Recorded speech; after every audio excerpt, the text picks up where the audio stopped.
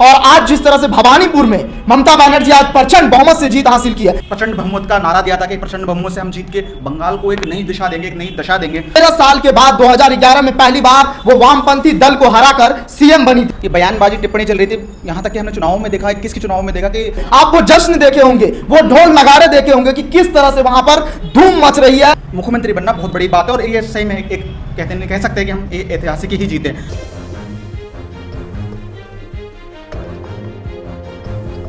नमस्कार, मैं ज्योति, आप देख रहे हैं नेशनल इंडिया न्यूज। भवानीपुर में ममता बनर्जी ने शानदार जीत हासिल की है, लेकिन इस शानदार जीत के पीछे की जो कहानी है वो वाकई देखने वाली और दिलचस्प है और बहुत ही कम लोगों को पता है उनका राजनीतिक सफर, उनके जीवन का संघर्ष।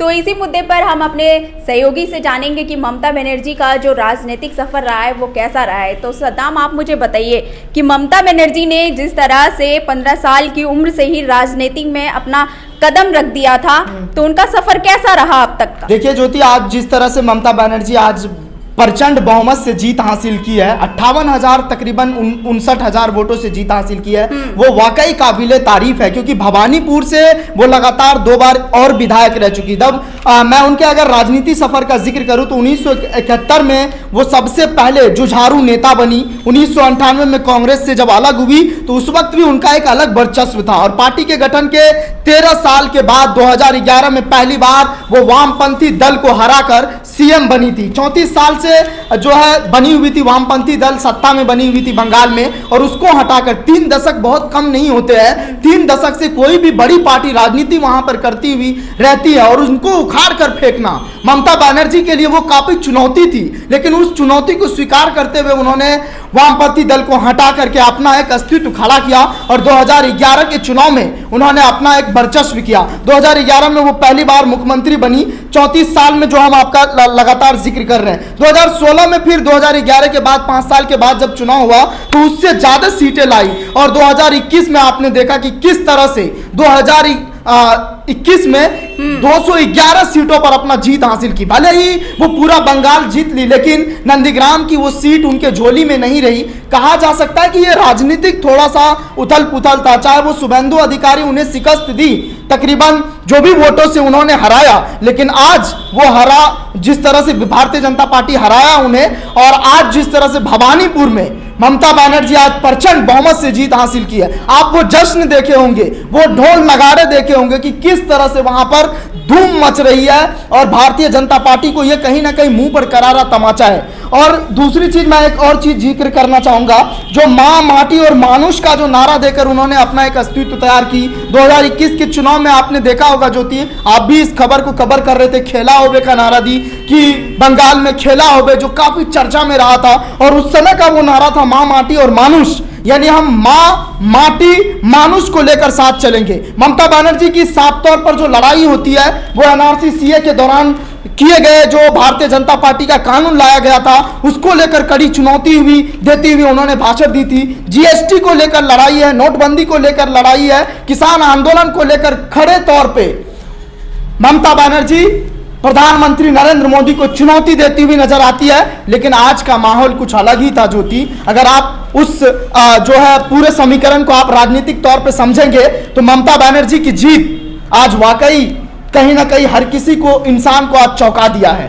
तकरीबन 59,000 वोटों से जीत जाना, 59,000 वोटों से प्रियंका को हरा देना, वो कहीं ना कहीं भारतीय जनता पार्टी को एक चुनौती देकर आज उन्होंने एक नया इतिहास रचा है। और उसके बाद जिस तरह से जो है, अगर वो आज चुनाव नहीं जीतती, जैसे वह 3 जगह पर आज उपचुनाव थे, चाहे वो जंगीपुर की मैं बात करूं, शमशेरगंज है और भवानीपुर सीट है, वो कहीं ना कहीं आज हॉट सीट बन चुकी थी। अगर आज भवानीपुर से ममता बनर्जी अगर खुदा ना खास नहीं जीतती तो उनको इस्तीफा भी देना पड़ता। अब उनके सीएम की कुर्सी बरकरार रहेंगे। Over to you. बिल्कुल सद्दाम, क्योंकि जो ममता बनर्जी हैं उन्होंने ये जो जीत हासिल करी है वो ऐतिहासिक जीत बताई जा रही है और ममता बनर्जी को बंगाल की शेरनी कहा जा रहा है। लेकिन सोशल मीडिया पे भी काफ़ी लोग लिख रहे हैं ममता बनर्जी के बारे में। तो राहुल, मुझे बताइए कि सोशल मीडिया पर ममता बनर्जी को लेकर किस किस ने बधाइयाँ दी हैं और जो उनका राजनीतिक सफ़र रहा है वो सद्दाम ने काफ़ी अच्छे तरीके से बताया उनका राजनीतिक सफ़र, लेकिन और क्या कुछ है ममता बनर्जी को लेकर, क्या कुछ अपडेट है?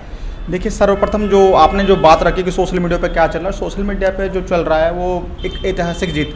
आप देखिए कितनी अहम उपचुनाव था ये। उपचुनाव को जीतना, वो प्रियंका टिब्रेवाल को हराना बहुत बड़ा मतलब अपने आप में एक उपलब्धि है, क्योंकि बीजेपी उन्होंने बयान भी दिया। जी काफ़ी लंबे समय से ये बयानबाजी टिप्पणी चल रही थी। यहाँ तक कि हमने चुनावों में देखा, 21 के चुनावों में देखा कि बीजेपी ने अपने सारे हथकंडे, जितने भी जो मतलब उनके बड़े प्रमुख नेता थे, चाहे वो राजनाथ सिंह हो, चाहे वो मुख्यमंत्री योगी जी हो, चाहे वो फिर खुद मोदी जी हो, उन्होंने भी अपनी पूरी ताकत लगाई। जेपी नड्डा तक सड़क पे आ गए। लेकिन वहीं आज जैसे आपने कहा कि शेरनी, बिल्कुल आपने सही कहा, सड़क से लेकर संसद तक पहुँचना ममता बनर्जी के लिए मुख्यमंत्री बनना बहुत बड़ी बात है। और ये सही में एक कह सकते हैं कि हम ऐतिहासिक ही जीते। इसी पे मैं कुछ रोशनी डालूंगा कि इससे पहले भी जो चुनाव हुए थे, 21 के चुनाव हुए थे, उसमें एक इस हम पूरा समीकरण का निकाल के देखें। जो 21 के चुनाव के समय जैसे बीजेपी ने जो प्रचंड बहुमत का नारा दिया था कि प्रचंड बहुमत से हम जीत के बंगाल को एक नई दिशा देंगे, एक नई दशा देंगे, तो वो आज जो देखने को मिला है वो यही है कि आज लोकतंत्र जीता है।